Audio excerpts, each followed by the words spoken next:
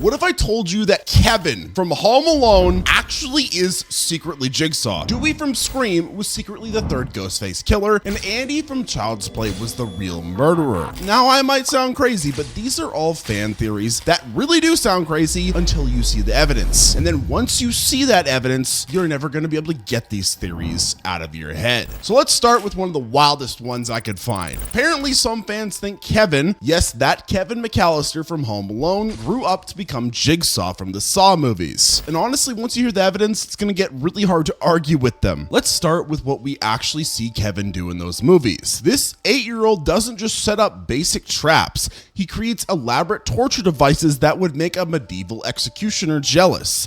We're talking about paint cans swinging directly into faces, blowtorches that catch people on fire, and nails sticking through stairs. In Home Alone 2, Kevin literally electrocutes a guy so hard that you can see his skeleton. That might be cartoon physics, but it's also attempted murder. But here's where it gets weird. Kevin shows absolutely zero remorse about any of this. After he burns a guy's head with a blowtorch, he doesn't cry or feel bad. He's thrilled. The kid is genuinely excited about causing pain to other people. Now, those other people are robbers/murderers, but still, most children would be traumatized after seriously injuring someone. Kevin treats it like it's Christmas morning, kinda cause it is. Now, jump ahead 30 years, and Jigsaw is an engineer who builds death traps to teach people lessons about life. Kevin was already doing that at age 8, just with burglars instead of drug addicts. Both characters have the same twisted philosophy that pain makes people better. Both are mechanical geniuses for their age who can build complex contraptions. And if you look at photos of Tobin Bell next to grown-up Macaulay Culkin, they could be brothers, if you squint. The timeline works too, though. Home Alone happens in the 1990s, and Saw starts in the early 2000s. Kevin would be the right age to be John Kramer. Plus, think about Kevin's childhood trauma,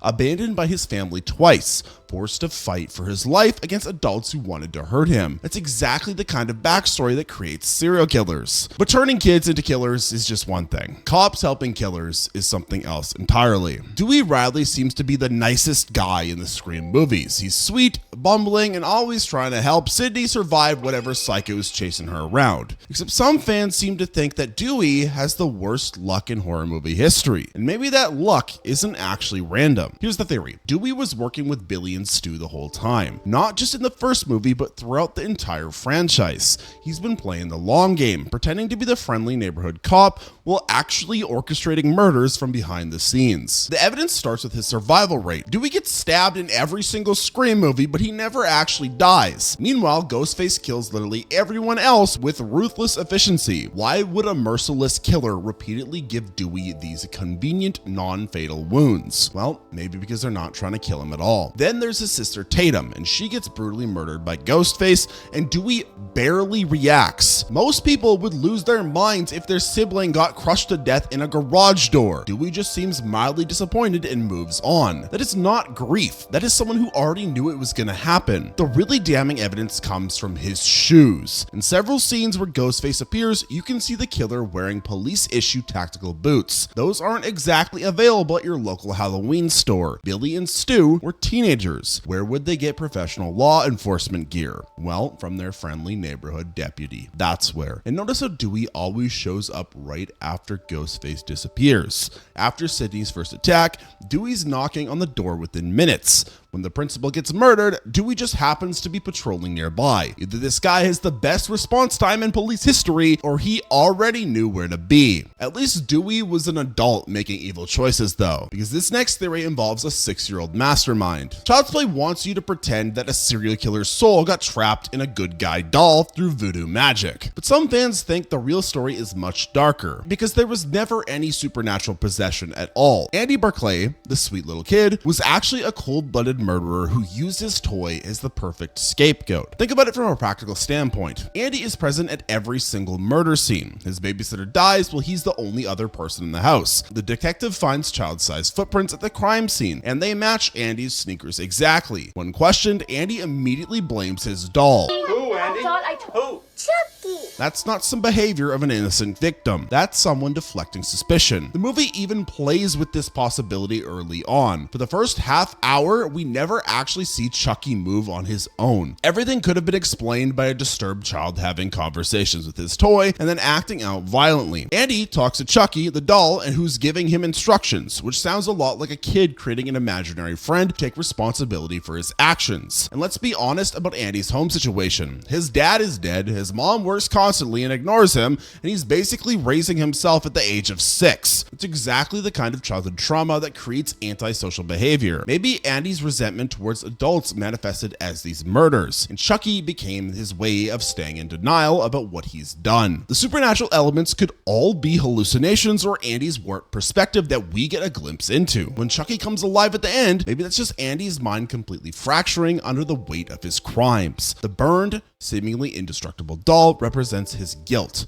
something that keeps coming back no matter how hard he tries to destroy it. And speaking of weird things that aren't what we thought they were, let's talk about Signs. M. Night Shyamalan Ding Dong really wants you to think Signs is about an alien invasion. There's crop circles, strange creatures, and water kills them. Classic sci-fi stuff, right? Wrong, because fans figured out those weren't aliens at all. They were demons, and the whole movie becomes way more terrifying once you realize what's actually happening. The big clue everyone missed is the water. These supposed aliens die when they touch regular water, which makes zero sense if you think about it for 5 seconds. What kind of advanced species capable of interstellar travel would invade a planet that's 70% of their kryptonite? That is shitty military planning. There's no way you are traveling on a space station to another planet that is just full of poison. But demons being hurt by holy water? Now we're talking. Mel Gibson plays a former priest whose faith got shattered, and the whole family lives on what used to be a church property. Every glass of water his daughter leaves around the house has been blessed just by being in that sacred space. The aliens aren't avoiding Earth's water supply. They're getting burned by accidental holy water that a lapsed minister created without knowing it. This theory turns the entire movie completely upside down. Those aren't extraterrestrials testing humanity's defenses. They're literally demons sent to torment a crisis of faith. The creatures specifically targeted Gibson's character because he abandoned God, and their defeat represents his spiritual redemption when he tells his brother to swing away and uses blessed water to kill the demon. It's not lucky timing, it's divine intervention. Think about it. The movie never actually explains how these aliens actually got to Earth or why they risk anything for a planet covered in poison. But demons don't need spaceships, and they're not trying to colonize anything. They just want souls. And they figured a broken priest would be easy pickings. Turns out they were wrong. Now, moving on, you've all seen the crazy gender reveal videos on TikTok, right? And you might think, Chupacabro, what the hell are you talking about?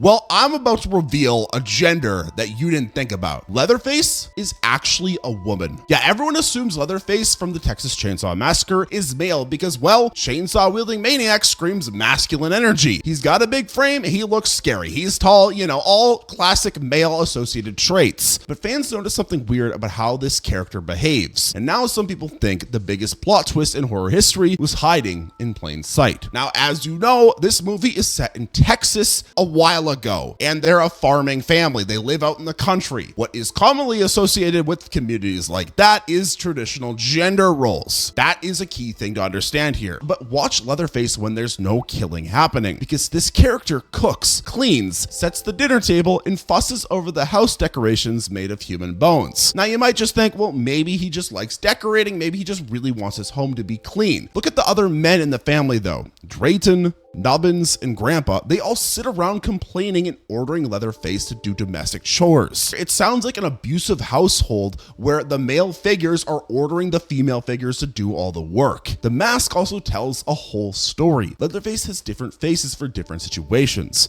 A killer mask for hunting, a pretty woman mask with lipstick and makeup for special occasions, and an old lady mask with an apron for cooking. That is not just playing dress up, that is someone expressing their actual identity through the only way of available in a completely insane family. Think about the dinner scene where Leatherface serves Sally while wearing the pretty woman face in a suit. Everyone treats this as random weirdness and that it's creepy, but what if Leatherface was just dressing appropriately for their gender for the first time in the movie? The family keeps referring to Leatherface as he because that's what they've been told to do, but actions speak a lot louder than the pronouns. The most telling detail is how the men treat Leatherface. They scream at this character for breaking the front door and letting strangers in, which is exactly how an abusive husband might yell at his wife for embarrassing him in front of company. Leatherface responds with childlike panic and submission, which is not exactly the confidence you would expect from someone so terrifying. This theory makes the whole family dynamic even more disturbing. Maybe the most productive family member doing all of the cooking, cleaning, and killing was a woman forced to play a man's role for intimidation purposes. Yeah, I know, that is a wild theory, but at least most people don't hallucinate demons during their detox. You guessed it, we're talking about Evil Dead. The 2013 Evil Dead remake has a clever setup. Friends take recovering heroin addict Mia to a remote cabin for forced detox. When she starts seeing demons and acting crazy, everyone assumes it's just withdrawal symptoms. Then the real supernatural horror kicks in, right? Well, maybe not. Some fans think there were never any demons at all. Everything we see is either Mia's hallucinations during withdrawal or the actual violence that happens when addicts go through severe detox without medical supervision. The movie just uses horror imagery to show what addiction recovery actually feels like on the inside. Consider what happens in the story. Mia pukes blood all over her friends. That's what severe withdrawal can look like. Not exactly demonic possession. She becomes violent and attacks people trying to help her. Again, textbook detox behavior. Her friends start getting possessed one by one, which could just be them having mental breakdowns from the stress of dealing with someone going through hell. The Necronomicon becomes a stand-in for drug paraphernalia or the forbidden knowledge of where to score a hit again. Eric reading from it despite warnings parallels how addicts enable each other even when they know better and even when they want to get better. When David kills Mia by burying her and bringing her back to life, that could be seen as her overdosing and them bringing her back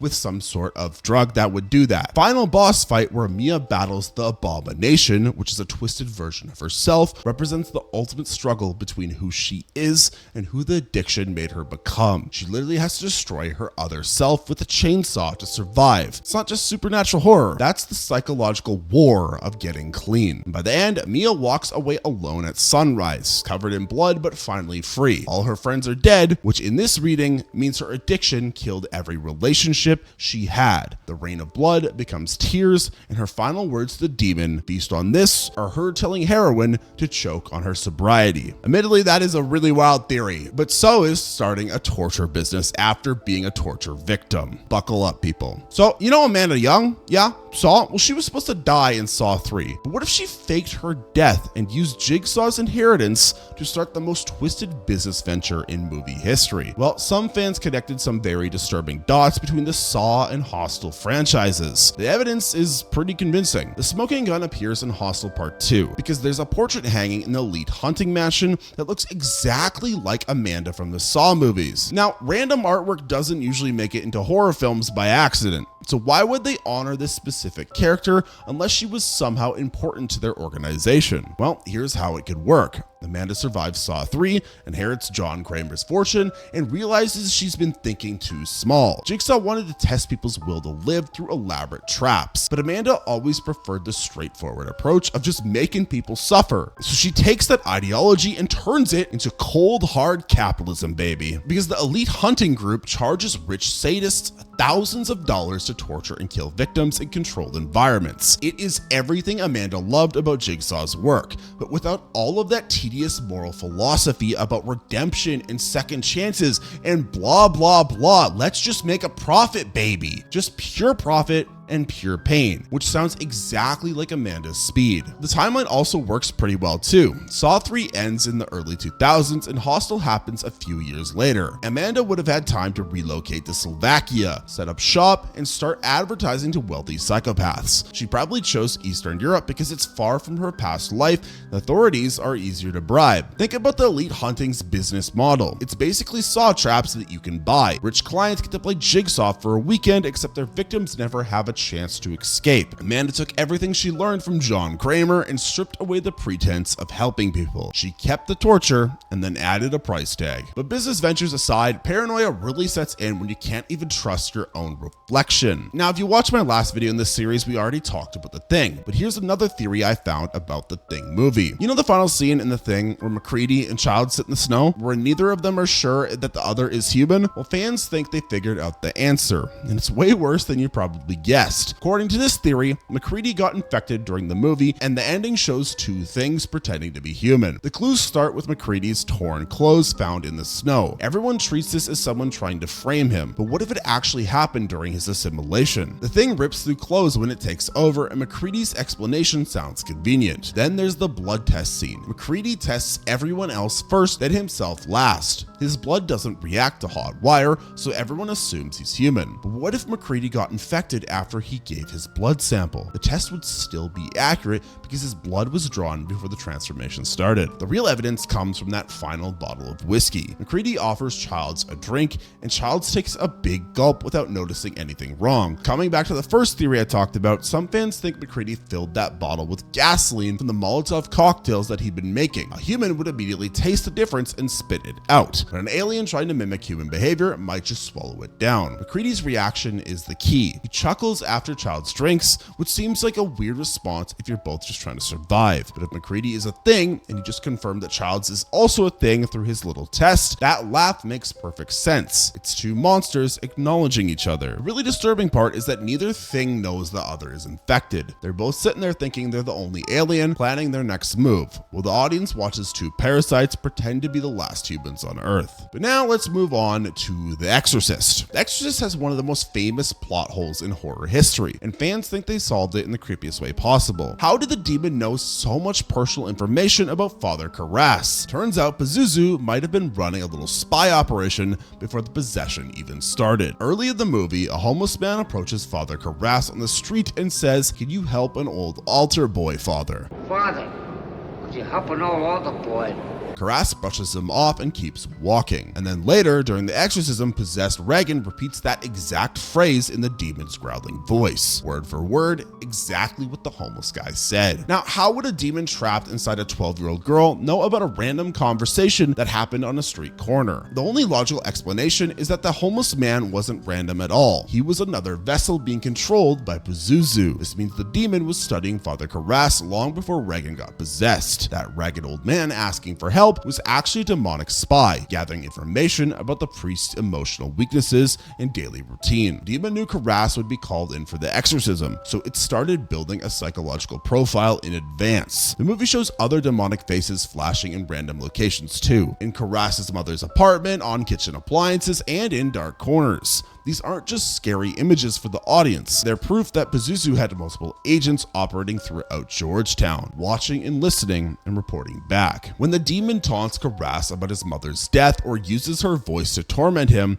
that is not supernatural omniscience. That's intelligence gathered by possessed people who were spying on his family. The homeless man was probably just one member of an entire network of demonic informants. This theory makes The Exorcist way more terrifying because it means the demon wasn't just randomly powerful, it was organized. Karras thought he was fighting one possessed girl, but he was actually up against a coordinated supernatural surveillance operation that had been watching him for weeks. Now let's move on to Freddy Krueger. Freddy starts out pretty basic in the first Nightmare on Elm Street movie. He can stretch his arms really long and make the walls bleed a little, but that's about it. By the time you get to Dream Warriors, this guy is turning into giant snakes and puppets and basically reshaping reality however he wants, kind of like Thanos.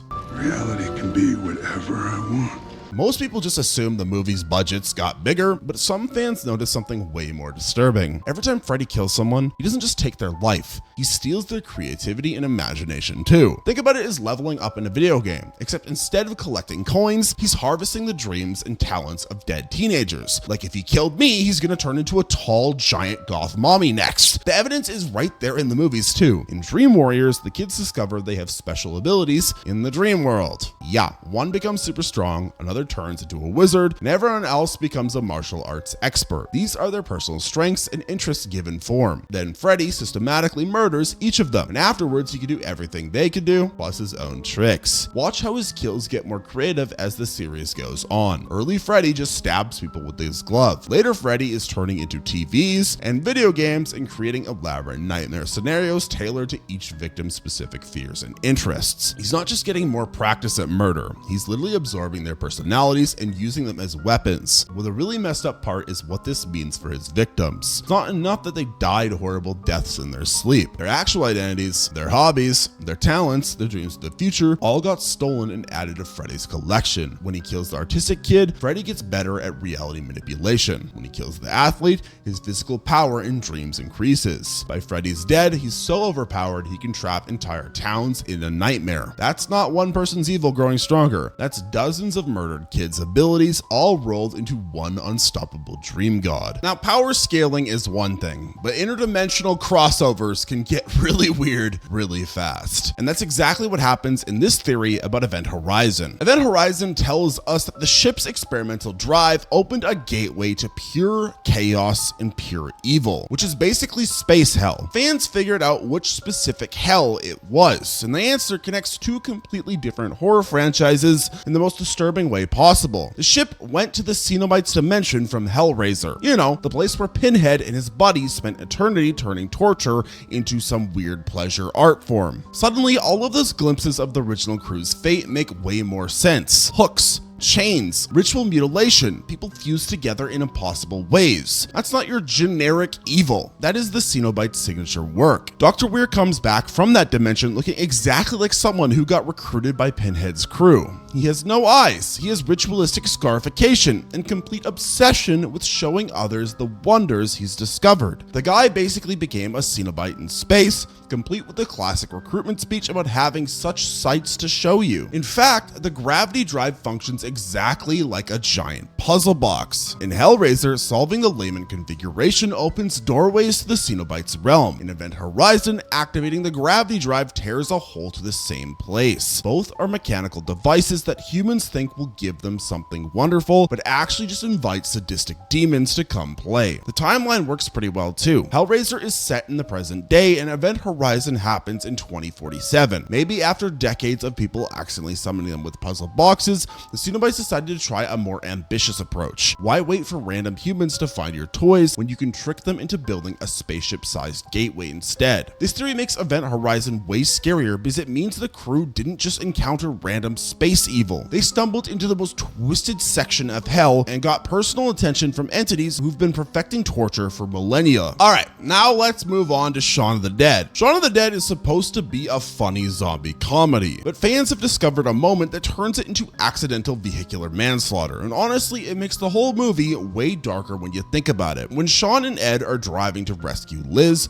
they plow into what looks like a drunk guy stumbling around in the road. The man gets knocked down and then slowly stands back up, and they're relieved because obviously he must be a zombie if he survived getting hit by a car. They crack jokes about it and drive away feeling good about themselves. Except here's the problem. The timing doesn't work. Fans did the math on how long it takes people to turn into zombies in this movie. It's usually pretty fast after you get bitten. But what if you die from other causes? What if the zombie virus is airborne or bloodborne, and any death triggers the transformation? The guy they hit might have been a perfectly normal human who was drunk or panicked or just confused about what was happening. When Shaun and Ed ran him over, they actually killed him. Then he died from the impact and got infected by whatever was causing the zombie outbreak and turned into one of the undead. So when he stood back up, he really was a zombie, because they had just created one. This means our heroes accidentally committed murder and never knew of it. They drove off congratulating themselves for only hitting a zombie, when they actually just killed an innocent person and then watched him reanimate. The guy they hit doesn't even chase them afterwards, which most zombies would do when they hear a noise. He just stands there looking confused, probably because he's still figuring out how to be dead. The movie never addresses this because Shaun and Ed don't realize what happened. They're blissfully unaware that they've added to the zombie problem through vehicular manslaughter. manslaughter. It's the perfect dark comedy twist. The heroes thinking they're surviving the apocalypse, but they're actually making it worse for some people. But now let's move on to The Shining, a movie with tons and tons of different theories. One of them being that Jack Torrance doesn't just die at the end of The Shining, but he gets his soul permanently added to the hotel's collection. The famous final shot showing Jack in a 1921 photograph isn't just spooky imagery. It's proof that the Overlook Hotel functions as an actual entry point to hell. The hotel breaks every rule of normal architecture. Windows appear where there should be solid walls. Hallways lead to impossible places, and rooms change size depending on who's walking through them. That is not just an overlook in set design. That's how hell might work if it needed to disguise itself as a creepy hotel. Every ghost in the hotel died there and never left because they're all stuck serving drinks, organizing parties, and doing maintenance work for eternity. Lloyd the bartender tells Jack, "Your money's no good here because currency is meaningless in hell. You pay for everything with your soul instead." The color red dominates every major scene too. There's red bathrooms, red elevators full of blood, red everywhere you look. The hotel isn't just haunted by evil spirits. It's literally bleeding hellfire into our world through the floorboards and walls. Notice how the Overlook tempts Jack with his biggest weakness: alcohol. He's a recovering alcoholic, and the first thing the hotel does is offer him infinite free drinks through Lloyd, which is textbook demon behavior, finding your personal vice and shoving it into your face until you break. When Grady tells Jack, "You have always been the caretaker," he's not talking about reincarnation. He's explaining that time doesn't work normally in hell, and Jack was always destined to end up there. The hotel just finally collected what it was owed. The hedge maze where Jack freezes to death isn't random landscaping either. It's a trap designed to claim souls. He dies lost and alone, which is exactly how you'd expect hell to operate. There's no dramatic final battle, just confusion and despair until you're done. And that July 4th party in the photograph represents hell's eternal celebration of America's most damned souls. And speaking of eternal torment, some monsters are born from the worst kinds of human suffering. Let's talk about It Follows. The monster in It Follows isn't just some random curse that spreads through sex. It's the collective rage of victims of assault who were murdered, and now their combined fury is hunting down anyone connected to that cycle of violence. Look at how the entity appears throughout the movie. It frequently shows up as people who look like they've been brutally assaulted. They're naked, bloody, missing teeth, or they've urinated themselves. These aren't random scary forms. They're the entity showing you exactly what it looked like when it died. The tall man with no eyes could be a male victim who was blinded during his attack. The woman in the torn slip with missing front teeth matches perfectly with someone who fought back against her attacker and lost, who died violently after severe trauma. The curse spreads through you know what because that's how the original violence started, with horrible things happening to people that didn't want them to happen to. The entity sees anyone who does have as potentially connected to that first terrible act, so it hunts them all down. It's not punishing people for just being normal humans, it's trying to get revenge on a world that didn't protect it when it was alive. This explains why water provides temporary safety in the movie. Water represents purity and cleansing, but in this context, it might represent the tears of all the victims, only thing that can slow down their combined anger, even for a little while. And the entity moves slowly because trauma follows you everywhere, always, but it builds up over time. You can run from it and distract yourself, but eventually it will catch up. And when it finally reaches you, the attack is brutal and personal. It's designed to make you experience what the original victims went through. So Jay's journey becomes less about escaping a supernatural STD and more about inheriting the trauma of violence against women. She can pass it on to someone else, but that just continues the cycle. The real horror is that there's no way to actually fix it. You can only spread the pain around. Now, that is a really disturbing theory, but imagine if death itself was working with you on your own demise. Well, that's exactly what this theory about Final Destination is. William Bludworth shows up in multiple Final Destination movies as a helpful funeral director who somehow knows way too much about how death operates. Fans have figured out why he's so knowledgeable, because he's literally death in human form, pretending to help while actually making sure nobody escapes their fate. Think about Bludworth's job. He's a mortician who deals with dead bodies all day, which is exactly where you would expect to find death hanging out. He's got a front row seat to watch his handiwork, and he can gather intelligence on anyone trying to cheat the system. His advice always sounds helpful too, but it never actually saves anyone. He tells the Flight 180 survivors about death's design, but that information just makes them more paranoid and likely to die in accidents. In Final Destination 2, he explains how new life can break the chain, which leads to the pregnancy subplot that gets more people killed. Bludworth appears at exactly the right moments to plant ideas in the survivors' heads. He's not trying to help them escape death. No, he's a chess master moving pieces around the board, making sure the game plays out according to the rules. The real clever part is how he uses reverse psychology. By explaining Death's plan, he makes the survivors think they can beat it, but everything he tells them just leads to more elaborate deaths. It's the ultimate trick. Death personally walks you through your own death. In fact, Tony Todd's voice appears uncredited as demonic narrators in other Final Destination movies, which basically confirms that Bludworth and Death are the same entity. The filmmakers were dropping hints that this friendly mortician was actually the Grim Reaper in disguise. In fact, in Final Destination 5, Bludworth shows up after the survivors think that they've won, almost like he's checking up on his work. That is not a coincidence. That's Death making sure his collection is complete before moving on to the next disaster. And those are just some of the weirdest and creepiest theories I could find on different horror movies out there. Make sure to comment down below which one is your favorite and if you know any that you'd like me to discuss in the future. If you enjoyed watching this video, make sure to give it a like and subscribe to the channel for more content just like this, and consider clicking the hype button under this video as it really helps new creators get their videos out there to more people. And if you'd like to watch another one of my videos, you can watch the video on screen now.